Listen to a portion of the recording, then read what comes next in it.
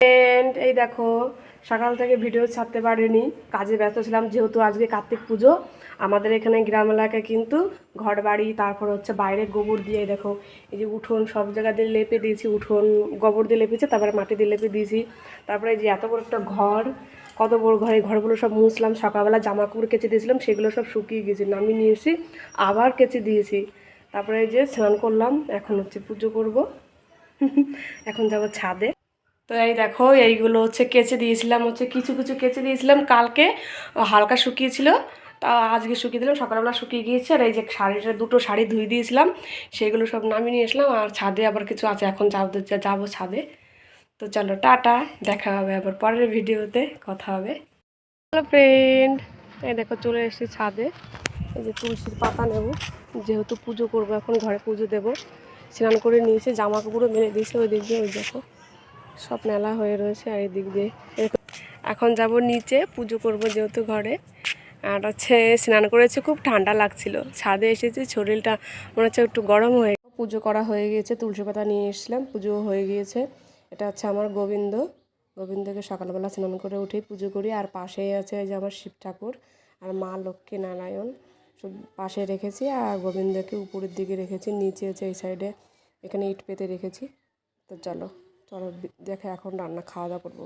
তো দেখো, সকালবেলা পুজো করে আজকে যেহেতু শনিবার, তো হয়েছিল ডাল আর লুচি, এটাই খাচ্ছি। রোদ্দুরে বসে আছি, হালকা ঠান্ডা লাগছে, তাই জন্য রোদ্দুরে বসে আছি, খাওয়া দাওয়া করছি। তাহলে এখন যাব হচ্ছে, এখনও 12টার মতো বাজে। এই দেখো চলে এসেছি ছাদে মেয়েকে স্নান করাতে।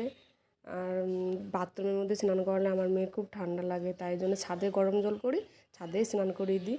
সকালবেলা স্নান করা হয়ে গিয়েছে, মাথাটা একটু ভিজা আছে, চুলটা যেহেতু বড় হয়ে গিয়েছে, চুলটা ভেজা আছে। তারপরে বললো যে মা একটু রোদ্দুরে দাঁড়াই, তারপর যাবো রান্না করতে। তো চলো রান্নাঘরে। তো দেখো এই যে চলে এসেছি রান্না করতে রান্নাঘরে। আজকে যেহেতু শনিবার, আর হচ্ছে এটা হচ্ছে বেগুন ভাজা, আর হচ্ছে জলপাই দিয়ে একটা চাটনি হয়েছে।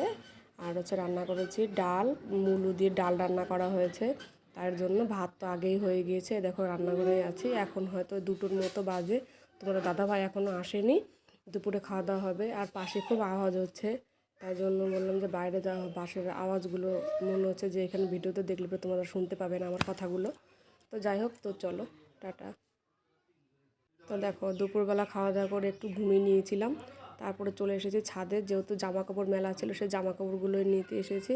জামা কাপড় নিয়ে তারপর এবার মেয়েকে এবার একটু সোয়েটার একটু পরিয়ে দেবো। দেখো আমরা কিন্তু গ্রাম এলাকায় বাস করি, সমস্ত কাজ কিন্তু নিজে হাতেই করতে হয়। আর আমরা যেহেতু ঘরের বউ, কোনো বাইরের কোনো কাজ তো করি না, তো ঘরের সমস্ত কাজই করতে হয়। দেখো এই ছাদে কিন্তু জ্বালানি রাখা আছে, তোমরা হয়তো ভাবছো এখানে কত নোংরা। তো যাই হোক, আমাদের ছাদ কিন্তু বালসে আলাদা, আর এটা হচ্ছে আমাদের দাদা ভাইয়ের ছাদ।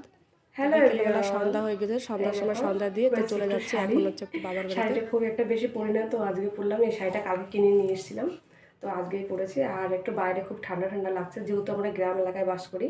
আর জন্য হাতাওয়ালা একটা ব্লাউজ পরেছি। আর এই দেখো আমার মেয়েকেও সোয়েটার পরে দিয়েছে, এই যে টুপি পরে দিয়েছে, হালকা ঠান্ডা লাগছে বাইরে তাই। আর যাবো হচ্ছে কিসের জন্য, ওইখানে আমার বাবার বাড়ির পাশে একটা ক্লাব আছে, ওইখানে আমার ভাই, বন্ধু বান্ধব, সব গ্রামের ছেলেপেলেরা সবাই মিলে পুজোটা করে। তো সেখানে যাব, তোমাদের ভিডিও করে দেখাবো। আর আমার বাবার বাড়িতে গিয়ে ভিডিও করে দেখাবো তোমাদের। টাটা, চলো।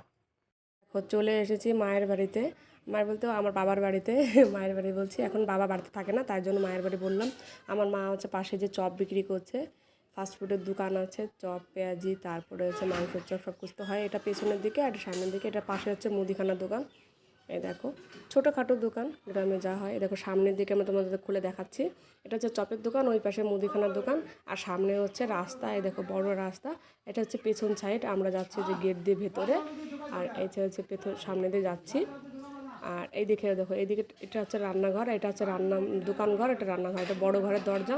পেছনে আর একটা দরজা আছে, তোমাদের বাইরে গিয়ে দেখাচ্ছে চলো। এই দেখো এটা সামনে, আর হচ্ছে এই দেখো পেছন সামনে কিন্তু বাঁশবাগান, অন্ধকার ওই জন্য। তো চলে আসলাম ভেতরে দোকানের মধ্যে, ছোট জায়গা তো, তাই জন্য সব কিছু এলোমেলো হয়ে রয়েছে, তোমরা কিছু মনে করো না। আর আমার ভিডিওটি কেমন লাগলো অবশ্যই কিন্তু লাইক কমেন্ট করে জানাবেন। তো চলো এখন যাব হচ্ছে কার্তিক ঠাকুরের মন্দির, যেখানে কার্তিক পুজো হচ্ছে, যে ওই জন্যই বাবার বাড়িতে গিয়েছিলাম। দেখো চলে এসছে কার্তিক পুজোর ওইখানে, ঠাকুরটা কিন্তু খুব সুন্দর করে সাজিয়েছে। তো এখনই পুজো হবে, যেহেতু সমস্ত কিছু আয়োজন করা হচ্ছে। আর এই পাশে একটা মন্দির আছে, সেই মন্দিরে করা আছে, আশ্রম আর কি, মন্দির নয় আশ্রম, এটা হচ্ছে বিশ্ববন্ধু প্রেমানন্দ আশ্রম। এখানে সমস্ত কিছু আয়োজন করে রেখে দিচ্ছে। আমাদের গ্রামের অনেক বৌদি বোনরা আছে, তারাই পুজোটা করছে, সুন্দর করে আয়োজন করছে। গ্রাম এলাকার যেরকম হয় আর কি, আনন্দ হয়, খুব মজা হয়। তো চলো দেখা হবে পরের ভিডিওতে। ভিডিওটি কেমন লাগলো অবশ্যই জানা।